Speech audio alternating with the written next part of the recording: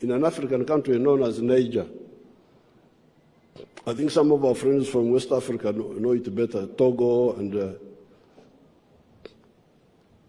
Cameroon, they know it better.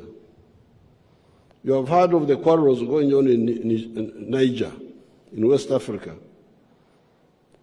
about uranium being taken to Europe. That's how I came to know recently. When this crisis started, we started getting information that apparently Niger is exporting a lot of uranium to Europe and to France for them to use in their nuclear power stations to generate electricity for themselves. So this morning I took interest. I said, by the way, what is the electricity supply in Niger?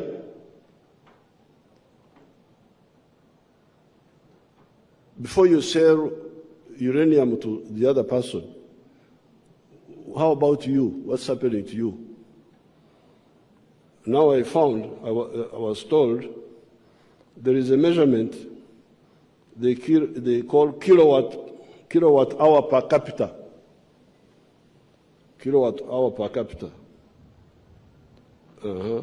Apparently, the kilowatt hour per capita of electricity in Niger is 51. 51. Every person in Niger is using 51 kilowatt hour per capita. The GDP of Niger is US dollars 613. Now, here in Uganda, our kilowatt hour per capita was very low, was like this some years ago, was as low as this one of Niger. But now it's about 300, still very low, but that's where it is. Then how about the United States? What is the kilowatt hour per capita of the United States? 12,000.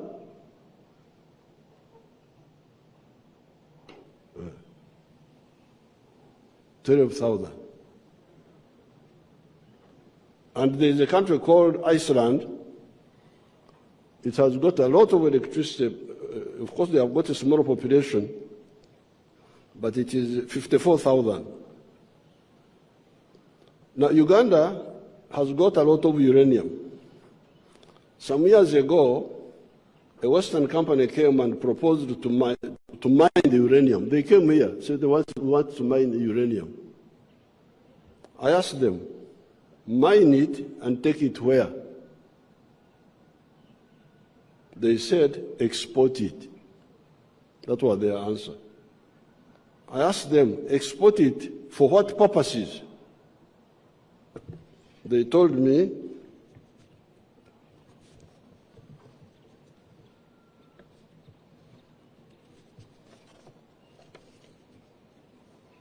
for the purposes of generating nuclear energy, for electricity, and other uses such as medicine, vector control, etc.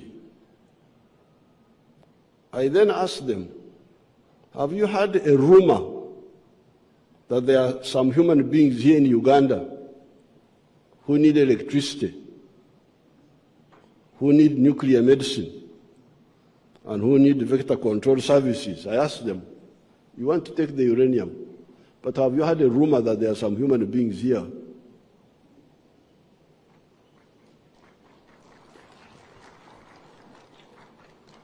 It's not confirmed that they are there, but could it be a rumor that there are some human beings here? Why don't you propose to build that capacity here for the benefit of these human beings who live in Uganda? And maybe we can put aside some quantity of uranium for supporting the economies of our friends in the West. After that, after you have addressed my issue, I can also share with you so that you also go and solve yours. But to tell me that you solve my problems and forget yours, I cannot accept that.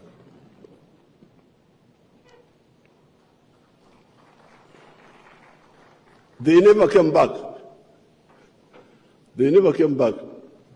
So the uranium of Uganda is sleeping in the ground until we are ready to use it.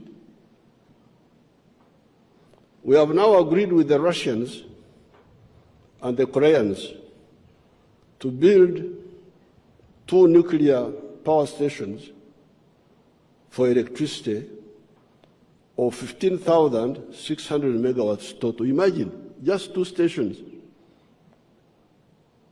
will produce 15,000 megawatts. One, 7,200 megawatts, the other one, 8,400 megawatts.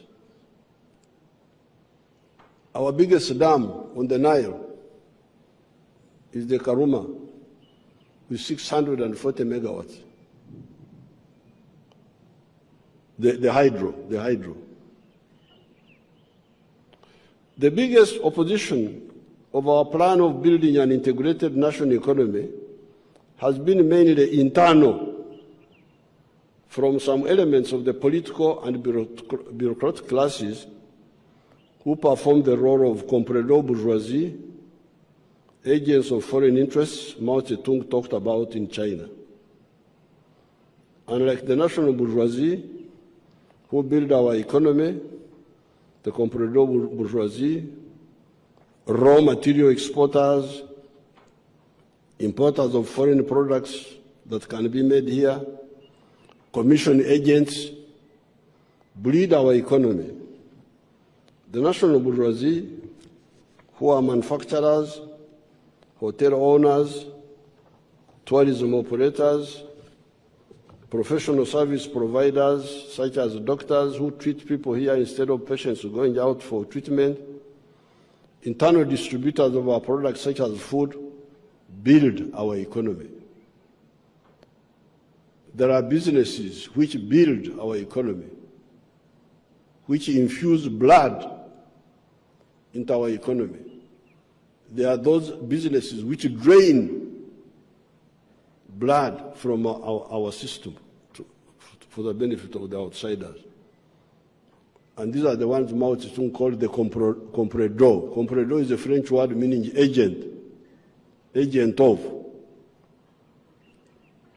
Therefore, we, the raw materials producers, need to conduct internal struggles in our respective countries to add value to these raw materials, including coffee, so that we earn more from our sweat and create more jobs for our youth instead of dying in the Mediterranean going to Europe.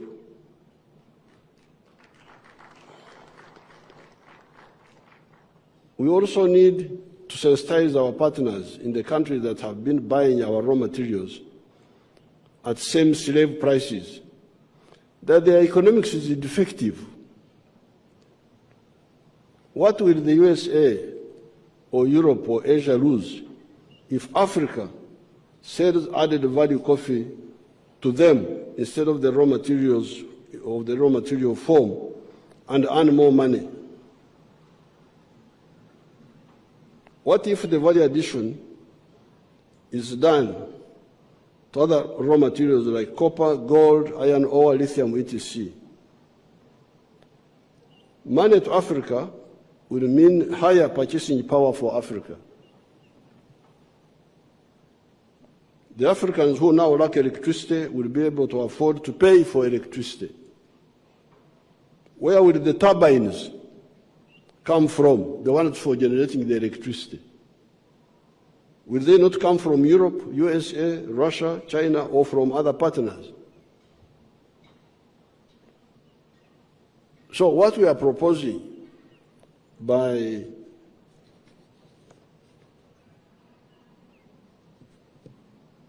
adding value to our raw materials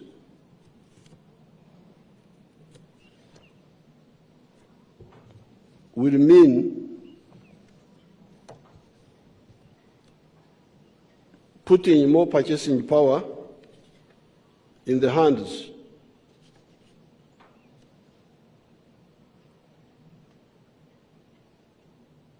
of the Africans. But there is a page, I jumped in my speech. Allow me not to leave it out. Now, because of this hemorrhage from Africa, because of these raw materials, that's why the economy of Africa is stunted. African economy is stunted. I had jumped this, very sorry, very sorry. That's why the economy of Africa is stunted. Somebody from stunted growth is somebody who can't grow. The GDP of the whole massive African continent, with a population now of about 1.5 billion people, is US dollars 2.7 trillion. What are the GDP sizes of other much smaller individual countries? Here below are some examples. USA, 25.5 trillion. Africa, 2.7 trillion. USA, 25 trillion. China, 17.9 trillion, almost 18 trillion. Japan, 4.4.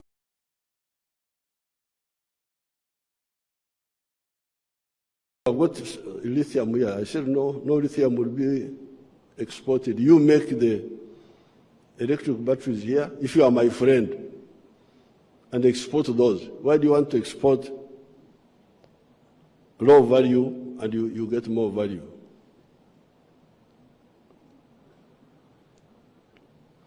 Uranium, etc. We've got a lot of uranium here. You have heard of the quarrels going on in Niger. There is a crisis now in an African country known as Niger. I think some of our friends from West Africa know it better, Togo and Cameroon, they know it better. You have heard of the quarrels going on in Niger, in West Africa, about uranium being taken to Europe. That's how I came to know recently. When this crisis started, we started getting information that apparently Niger is exporting a lot of uranium to Europe and to France for them to use in their nuclear power stations to generate electricity for themselves. So this morning I took interest. I said, by the way, what is the electricity supply in Niger?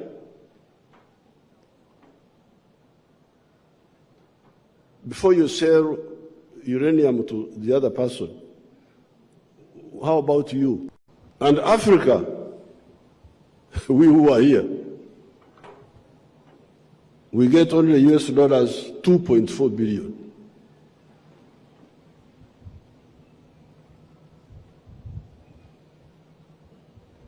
$2.4 billion. out of a business of $460 billion. Uganda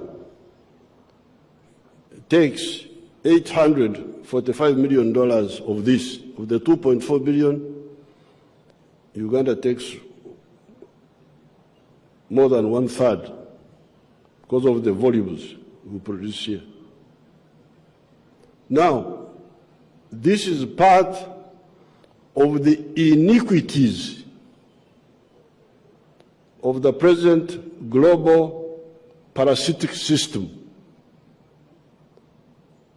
The present global system is parasitic. Right? Is the one who takes from you and doesn't give back to you. We call that a parasite. So this system is parasitic. In the last 60 years, I have been involved in the struggle against this modern slavery for Africa. The curse of producing raw materials for cleverer people in the world to add value to those raw materials and get much more value from them.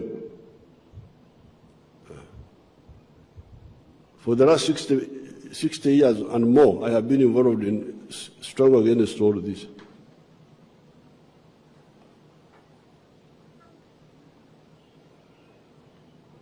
A kilogram of bean coffee of good quality may go for US dollars 2.5 billion to $2.5 a kilo of good quality. They call it something, some Q something. They give them some names. You may get $2.5. The same quantity of coffee, roasted, ground, and packaged outside, may go for US dollars 40. For what Africa gets $2.5, somebody else gets $40. This is where there is massive hemorrhage of money from the global south to the global north. It is not only the loss of money per kilo, it is also the loss of jobs, because these are jobs. The one who roasts is a job. The one who grinds is a job. The one who packages is a job. All those jobs are